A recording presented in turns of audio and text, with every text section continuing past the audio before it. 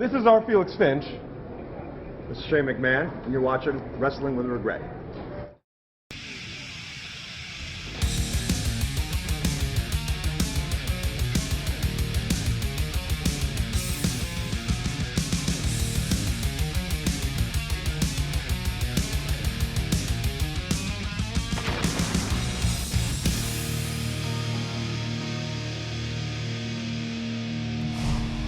Rob Van Dam, prolific high flyer, lightning quick striker, wrestling innovator, subpar stand-up comic.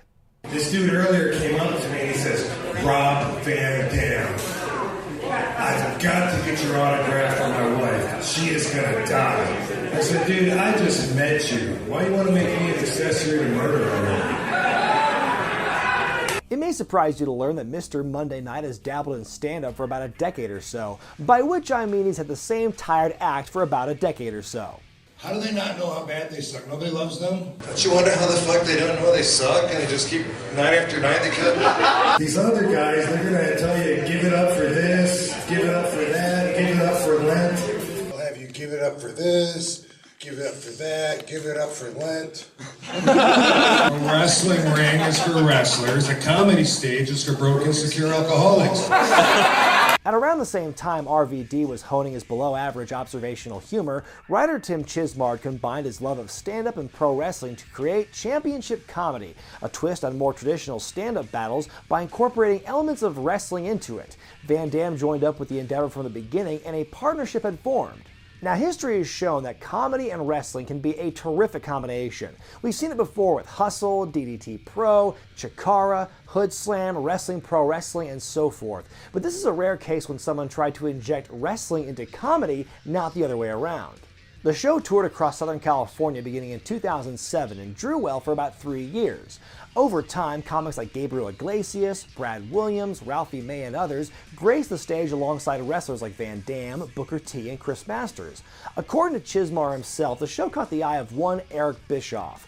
While in California to shoot Hulk Hogan's Celebrity Championship Wrestling, Bischoff, Chismar, and Van Dam had met to discuss the potential of putting the act on television, possibly as a companion piece to Hogan's reality show on CMT. All they needed was a sample of what they could do on video.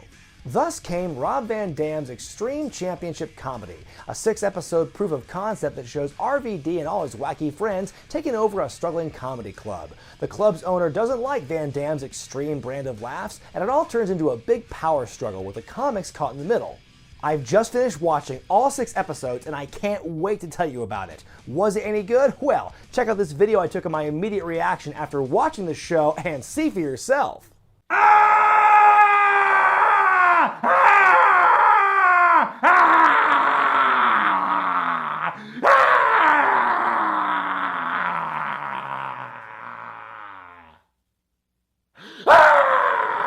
Full disclosure, this topic was referred to me by Mr. Chismar himself. This is true, so let me get this out of the way before anyone thinks I'm being too harsh. He literally asked for it. The first episode begins with comedy club owner Tim Chismar, played by Tim Chismar, making an obviously one-sided phone call to his idol Paul Heyman, or at least his assistant. We then get a really bad opening graphic followed by a really bad announce team shooting their dialogue by a fireplace in somebody's apartment. And just how are they bad, you might ask? Well, they, let's see, how do I put this?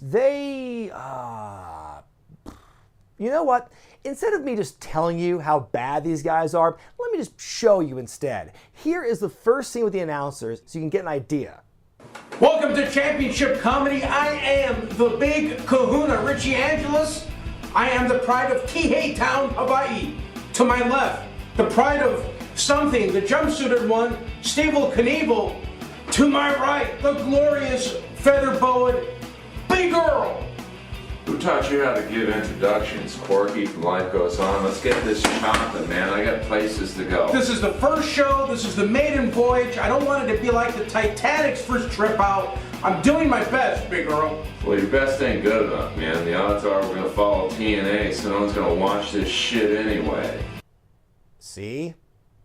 Anyway, Chismar runs Championship Comedy, a show where comedians battle to see who has the better set. Tim says the show is wholesome, family fun, so you can forgive my confusion when I hear jokes like this at the beginning. Yes, camel toe. That's what I said, camel toe. Our women get camel toes too, you know that? I got handed a Magnum condom yesterday, and I just looked at the dude that handed it to me. I'm like, thanks, but I'm not gonna bang anyone with my leg. So close to that hot tub, but you know what happens? That cock block, the host Chris Hansen comes running out with the chat log. Had sex last night. Had sex with a girl. I'm a 28-year-old crackhead. This motley crew of comics features a guy named Seaweed Man, a guy in a well-designed alien outfit, and Nails, who's just aged horribly. As they fail to get a reaction from this disappointing house, in walks old Rob himself, who sits down with his wife to enjoy the act. Last week I got arrested at a cockfight.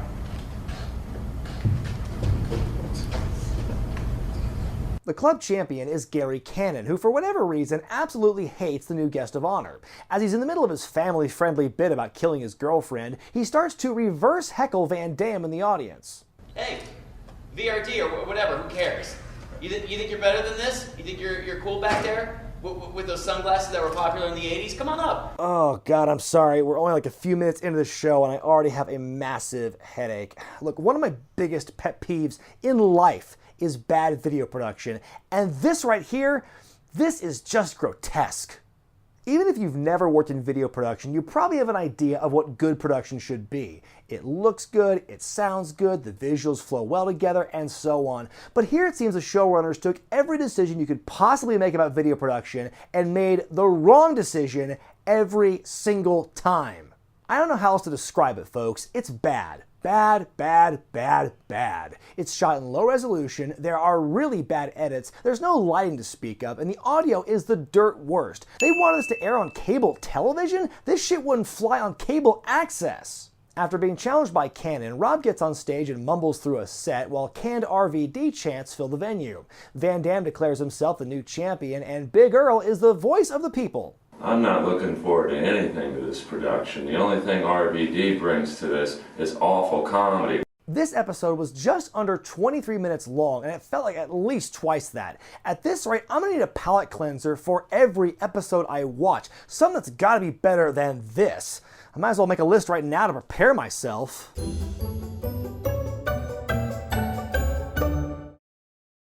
By episode 2, RVD's taken over championship comedy and has rebuilt it in his own image, fueled by drugs, sex, and violence. He and his buddies like Sabu, Bill Alfonso, and the Sandman often sabotage other comics and sometimes put them through tables. Somehow, Sabu doesn't botch it. Chismar's excitement over having RVD in his camp at the beginning is turned to dread, and he begins to do everything he can to get rid of Mr. Pay-Per-View. This includes hiring a lawyer who looks suspiciously like Kevin Dunn. This guy just loves to sue people. Sue them. Sue every one of them. Every one of them. That's what I'm saying. All right, what can I do for you? Who can we sue? We got to get this done. So I need to know how I can legally get rid of Rob Van Dam. Yes, they must get rid of all these dirty comics who are drawing huge houses talking about sex and drugs and bring things back to the way they used to be, with the exact same dirty comics drawing nobody talking about sex and drugs. I'm sure it makes sense to somebody. Gary Cannon, the crabby former champion, has now been demoted to backstage interviewer and occasional referee with no explanation, and displays absolutely none of his earlier jerky attitude. He's later replaced backstage by a woman named Stephanie Rose, who tricks him into leaving the arena with a combination of a lie about, quote, female feminists wrecking his car and terrible blocking. But no matter who's conducting the interviews, they're all done the same way, using a microphone that isn't plugged in badly lit rooms with abysmal acoustics. It's all I've ever wanted. Any strategy regarding the match tonight? Talk to me, buddy. Well, first of all, this is a true handicap match here at Championship Comedy. Is anybody scared of David Blaine, David Copperfield, fucking Chris Angel? No. The best thing they could do is disappear and not even show up. The quality of the show may not improve from the last episode, but we do see some new faces. For example, there's this comic who has a joke so dumb that the show needs to provide a visual aid just in case you didn't get it. And I'm talking about RVD, but I have initials to my name too. G-A-Y. There's only 2 words to describe that joke, and I'm gonna spell them out for you. F-U-C-K-I-N-G-S-T-U-P-I-D. Fucking stupid! The awful commentary team, whose lineup changes almost every episode, pops in occasionally to give their unfiltered, heavily unscripted thoughts. It might have been helpful to keep these guys to about 30 seconds a hit. I think this Gary Canada guy's a queer. You guys are on. What do you guys think? 25 too much. Those big names I mentioned earlier, like Iglesias and Ralphie May, were nowhere to be seen on this show, as there were apparently issues with their management over a project being filmed for television. Sure, Jan.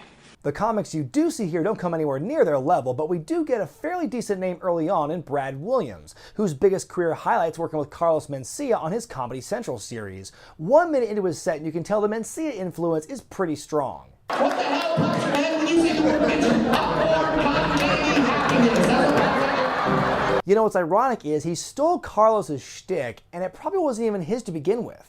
Man, just look at that packed audience losing their minds over this highbrow comedy. No sir, there's no way this video, which looks totally different from everything else in the club, could possibly be taken from a different, better show. And hey guys, would it kill you to adjust for headroom? Oh my god, this is ridiculous. If I want some halfway decent production value, I know just what to watch after this. Episode 3 is the first time that Big Kahuna is replaced on commentary by the far more professional Todd Kenley, who definitely upgraded when he became the ring announcer for Hulk Hogan's CCW. Big man, what you gonna do when the largest arms in the world and Hulk Hogan destroys you? He's still bogged down by this terrible framing and his miserable broadcast colleagues, and what the hell? They got Booker T to be on the show? How? Why, Booker? The 5-time champion and Mr. Show do commentary together, but it's no better than the guys they kicked out. In fact, it might actually be worse. I wish Booker just did the whole episode as Black Snow. Booker T's beating up everybody in the ring. Boom! Booker T just got with a big shot shot. Boom! Booker T with a big shot shot. Boom! Also in this episode, we get a tag team match as the Smash Brothers, a pair of redneck twins whose entire act boils down to "we like weed, racist jokes, jerking off," go up against the Magicians, whose irreverent act could have had potential until we see a run-in by Shelly Martinez. The lads' reaction to Ariel's charms seems to imply they're a couple of gorgeous, awesome young men. But these gay dudes aren't even noticing, man. Look at that. Look at that. She's trying to entice them. They don't even fucking know she's there. This ain't working at all. Chismar declares war on RVD in the most awkward conflict of all time, and it concludes when Van Dam wins over the majority of Tim's comics with some of the green gimmick. The episode ends with the Booker Man doing a Samuel L. Jackson impression for absolutely no reason. This motherfucker was off the hook tonight, dog. You know what I'm saying? You know, speaking of motherfucker, you know what I'm saying? Motherfucker can be used for anything. I don't even know what's happening anymore. Gonna have to watch something with continuity for a change after this. At the beginning of episode 4, Chismar and his lawyer realize that RVD is yet to defend his title on the show, and we all know that a champion who doesn't defend their title is no true champion. Well, that or getting ready to return to UFC. We'll see where this storyline ends up. We're treated to a cutaway gag where the alien warrior from episode 1 tries to interview Sabu. It sounds about as good as it looks. I think you want to go up in the spaceship? I have a place for a soldier like you. Is he a mute or a telepath? In our only all-female battle of the show, Martinez takes on a woman named Huli. The matchup screens they make for this show are lousy enough as it is, but this time they really hammer the point home to their target audience by making Shelly's half full motion. Shelly's routine, if you can call it that, is getting an unnamed comic to sit on her lap as if he's a ventriloquist doll. I think an actual Shelly Martinez bit would be more entertaining than this. We then get an Ontario, California screw job when RVD declares Martinez the winner despite her not doing anything. Maybe screw job finishes are one of those elements from wrestling that don't belong in the stand-up world. Finally, it's time for Van Dam to defend his title. The odds are stacked against him as Chismar has a biased, hand-picked referee for the match, only for us to discover he's getting beaten up outside by Raven. The audience reacts to this as if they too have seen this go down, I think. I don't know anymore. All I do know is we're spared from hearing any of Rob's set. Sandman magically changes shirts on stage, then does some drunken karaoke dancing. Jesus, we're coming up to the home stretch, and I know just what's going to calm my nerves when I'm done with this. I don't even know where to begin with episode 5. RVD's entire team is just plain unfunny. The audience has to be getting paid to laugh at this stuff. Either that or the standards for what good comedy was 12 years ago are a lot lower than I remember them being.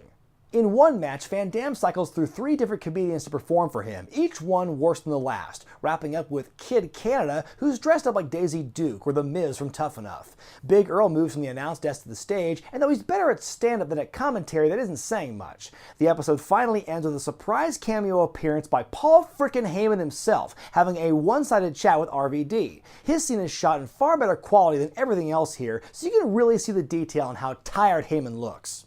The first thing you do is the most important thing you do. And this is how you play it. In the series finale, Chismar and his men have challenged RVD's crew to a 2 out of 3 comic battle challenge, where the winner takes full control of the club. The episode begins with what looks to be their first real effort toward production the entire time, as we get a promo package between our hero Rob Van Dam and our villain Tim Chismar. Or maybe RVD is the heel and Chismar is the face. Or maybe they're both heels? I'm so confused right now. The promos are done in such a way that kind of makes them both sound like assholes. Like we're supposed to hate Tim because he's being a stick in the mud. Then again, he is being forced out of the company he created, which no one should have to go through. RVD's bringing in the crowds and drawing money, but it sounds like he's not sharing with the guy whose club he took over. I guess it's been the case all along, but it never really hit home until these promos. What do you think's gonna happen if I leave? All that goes right back with me. Are you kidding me? You think now you can handle it? You just needed someone to get you there? You needed your foot in the door? You need a foot in the ass, Tim Chismar. Not only that, they both cheat during the comedy battle. For example, the first round is between Bruce Jingles, whose entire act revolves around RVD's favorite plant. I love weed. I get my weed exclusively from white people, okay? Sorry, black people. Wait, there's one person I'll never smoke out with. That's Kobe Bryant. Look, no, I'm a Laker fan, but that fucker doesn't pass, so. And the returning Brad Williams, who goes full Mencia on this episode. You're a funny That's what you are. So you should be that funny. This is happiness right here. You can't be pissed off when this is around, you know what I'm saying? And this group never gets made fun of, so fuck it, I'm gonna start it tonight. Deaf people, it's your turn. Meanwhile, here comes the deaf guy just... I'd say the apple doesn't fall far from the tree, but given his height, there is a greater fall, so special guest ref Bill Alfonso does a very bad job pretending to plant some kind of incriminating evidence on Williams, giving us another screwjob finish in round 1.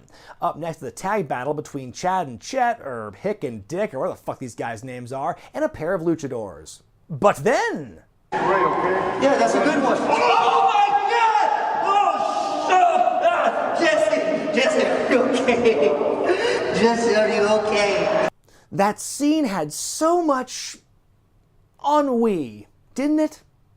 So it becomes a handicap match of sorts, then the fireball victim shows up and is totally fine, then the other guy takes off his mask for no reason, and it's just over. These comics win in spite of the earlier sabotage, and despite being absolutely terrible. It's down to the final battle between RVD and evil club owner Tim Chismar. RVD goes up first, and boy, it's apparent that Rob is not the whole effing comedian. His entire routine is just him talking about the time he got arrested while WWE champion, then listing all the other times he got busted for weed. Got busted in Vancouver once trying to bring her through the airport. But he had it sitting on the scale inside the station. When he'd walk by it, he acted like it was making him physically nauseous. He'd come by and go,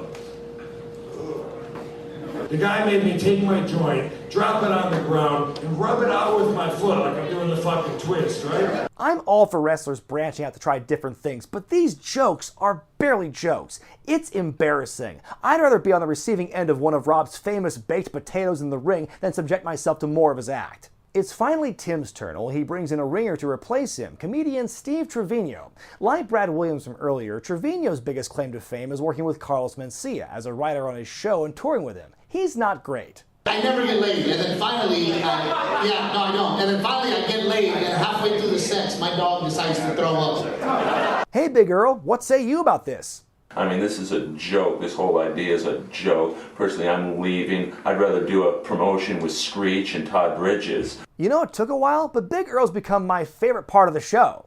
Yes, Well, Big Earl? yeah, school boss of young boys just pulled up. Is Pat Patterson here? Ah, never mind. After a very bad vaudeville act that involves the referee getting spun around by both sides, the point goes to Trevino. He then holds the belt upside down, which I'm interpreting as a distress signal. So the babyfaces lose the final confrontation despite the boost from super duper special guest Paul Heyman, the cheating heels emerge victorious, and the show ends with Chismar run of the stand-up show he always wanted to do in front of the same old non-existent crowd from before. Hooray? Speaking of things I've watched with a shitty ending, got one more for the palate cleanse. Folks, I thought I had reached rock bottom when it comes to lousy wrestling content, but it turns out Rob Van Dam and his buddies at Extreme Championship Comedy have been token up in the basement below rock bottom this whole time. It's not extreme, and it certainly doesn't qualify as comedy. Out of the entire 2.5 hours this series lasted, I managed to push out a genuine laugh maybe twice. I understand this is meant to be a very rough draft of what the show was supposed to be like and that things could have improved if there was a budget, but that's not an excuse for this dismal production value. If they had put the tiniest modicum of effort into it, improved the picture quality or the camera work or the audio or the lighting or maybe keeping the backstage and commentary scenes to a fucking script, then maybe this could have had a chance. You know what? I'm going to show y'all something I've never shown anyone before. Anyone. Come with me. Come on. Brian Zane, why'd you jump Joe Penderas from behind? What did he ever do to you? Blah, blah, blah. Do I have to explain anything to a bunch of little eunuchs like you? I mean, look. This is footage of a senior project I did for theater class in high school in 2003, 4 years earlier. It's a skit where me and my friend wrestle a match on his trampoline in his backyard in front of a few of our friends, 2 of which we used for the announce team. I edited the footage by hooking the camcorder up to a VCR with a blank VHS inside, then pressing record on the VCR during the clips I wanted to use. And let me tell you, it does not look good. I am not proud of this today. It sucks. But you know what? It gives Extreme Championship Comedy a run for its money in the production department, and I wasn't trying to sell this shit to television executives. There are some decent comics on this show, but we don't see nearly enough of them. I don't mean to knock anyone's stand-up too badly. I mean, I get that performing stand-up is difficult, and there's demand for stoner humor, context is important and all that. I think what makes bad comedy easier for me to swallow is the amount of confidence a comic has in their delivery, and that's something that's sorely lacking here. Even if his bit isn't my cup of tea, Brad Williams is the strongest one on the show by far, because he has the most confidence and charisma out of anyone else in this show, more so than the guy the series is named after. If you can believe it, the version of the show I watched was actually the better one, as apparently RVD wanted to have other comics heckle and do commentary over each episode like MST3K or ICP Theater, and that shit just sounds awful! Yeah, and he should laugh about that after being arrested for drugs. Was he really? Yeah, I think it was 2006. Oh. Yeah. You keep talking, Van Dam. Da, da, da, da, da. You're on drugs. If you're really curious, it's all out there on YouTube, but trust me, friends, you do not want to dive down this rabbit hole. Do not engage. I repeat, do not engage. I wouldn't wish this on my worst enemies. If someone sends you a link, block them, because you don't need that kind of evil in your life. This is a show that could have been better with more care and coordination, but instead it became an absolute dud and was rightfully rejected. In fact, there may only be one way to enjoy this flaming diaper barge of a TV show, that your brain is so detached from reality you'll think anything is funny. Might as well give it a try. Nope, still bad.